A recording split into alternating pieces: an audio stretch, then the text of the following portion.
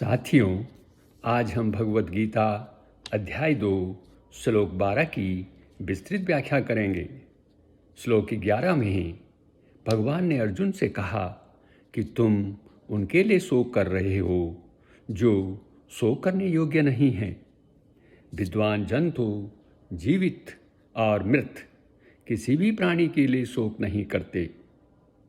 अब हमें यह जानना जरूरी है कि हमें अपने किसी भी परिजन के लिए शोक क्यों नहीं करना चाहिए। इस बारे में भगवान क्या कहते हैं, सुनिए यह श्लोक। न त्वेवाहं जातु नासं न त्वं नेमे जनाधिपः न चैव न भविष्यामः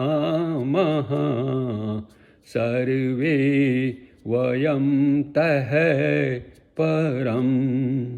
इस श्लोक का अर्थ है, भगवान अर्जुन से कहते हैं कि हे अर्जुन, ऐसा किसी भी काल में नहीं हुआ कि मैं नहीं था या तुम नहीं थे और ये सभी राजागण भी नहीं थे, और न ही ऐसा है कि इससे आगे हम सब नहीं रहेंगे।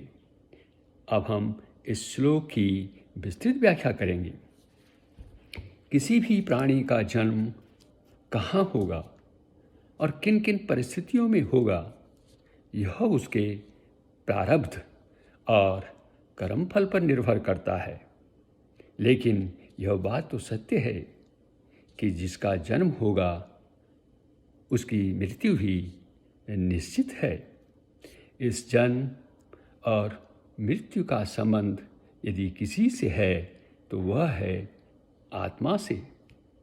आत्मा का संयोग जब शरीर से होगा तो जन्म होगा, और जब इसका शरीर से वियोग होगा तो मृत्यु होगी।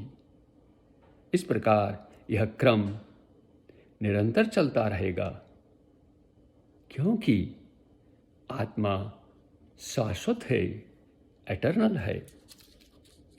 भगवान अर्जुन से कहते हैं कि मैं, तुम और ये राजागण पहले नहीं थे, ऐसी बात नहीं है। अर्थात हम सब पहले भी थे।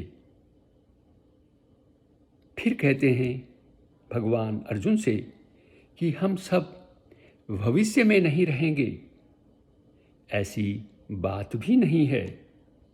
कहने का तात्पर्य भगवान का यह है कि हम सब भविष्य में भी रहेंगे, और वर्तमान में तो हम सब हैं ही।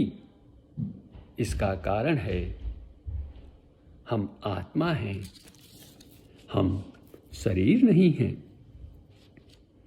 जब तक भगवान ने अवतार नहीं लिया था तब तक वे कृष्ण के रूप में सबके सामने प्रकट नहीं हुए थे। इसी तरह अर्जुन और राजागण जब तक इनका जन्म नहीं हुआ था तब तक वे भी सबके सामने अर्जुन और राजा रूप में प्रकट नहीं हुए थे। भगवान श्री कृष्ण, अर्जुन और राजागण इन रूपों में प्रकट न होने पर भी पहले नहीं थे, यह बात नहीं है। अर्थात वे सभी पहले भी थे। इससे यह अर्थ निकलता है कि जब ये शरीर नहीं थे तब भी हम सब थे, और जब ये शरीर नहीं रहेंगे तब भी हम सब रहेंगे। अर्थात ये सब शरीर तो नाशवान हैं और हम सब आत्मा के रूप में अविनाशी हैं, अर्थात जिसका कभी भी नाश नहीं होता। इससे शरीर की अनित्यता, अनिरंतरता और आत्मा की नित्यता और निरंतरता स्पष्ट हो जाती है। हम यह कह सकते हैं कि सभी प्राणी शाश्वत हैं, एटर्नल हैं।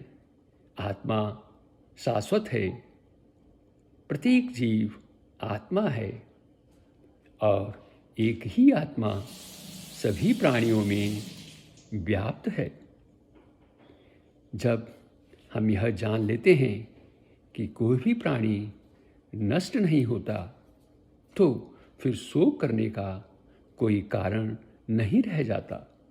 मृत्यु तो केवल नाम और रूप का ही परिवर्तन है। हमारे केवल शरीर और नाम ही बदलते हैं, परंतु हमारा अस्तित्व सदा बना रहता है। इसे हम इस प्रकार भी कह सकते हैं कि जब बीज को धरती में बोया जाता है तो वह कुछ समय बाद एक पौधे का रूप धारण कर लेता है और हमारे सामने प्रकट हो जाता है। पौधा तभी बनता है जब बीज फूटता है और उससे अंकुर निकल आता है। इसके बाद बीज लुप्त हो जाता है, गायब हो जाता है। इसलिए बीज के लिए शोक करने की कोई बात नहीं है, क्योंकि अब वह बीज हमारे सामने पौधे के रूप में विद्यमान है। भगवान श्री कृष्ण ने अर्जुन के शोक और दुख का कारण जान लिया था और वे जानते थे कि आत्मा का ज्ञान ही उसकी दुर्बलताओं और निराशाओं का अंत कर सकता है। इस प्रकार अगर हम शाश्वतता की दृष्टि से देखें तो भगवान और प्राणियों में एक साधर्म्यता है, एक एकता है, एक समानता है। लेकिन साथियों, हमें यह ध्यान रखना है कि यह समानता, साधर्म्यता, यह एकता केवल एटर्निटी, शाश्वतता की ही दृष्टि से है, न कि भगवान की शक्तियों और गुणों की दृष्टि से। ये दोनों तो भगवान में असीम मात्रा में हैं। कोई भी जीव उनके शक्तियों और उनके गुणों के समान नहीं हो सकता है। आपको यह वीडियो अच्छा लगे तो इसे फॉरवर्ड करें, लाइक करें और कमेंट्स भी करें। वीडियो देखने के लिए आपका बहुत बहुत धन्यवाद।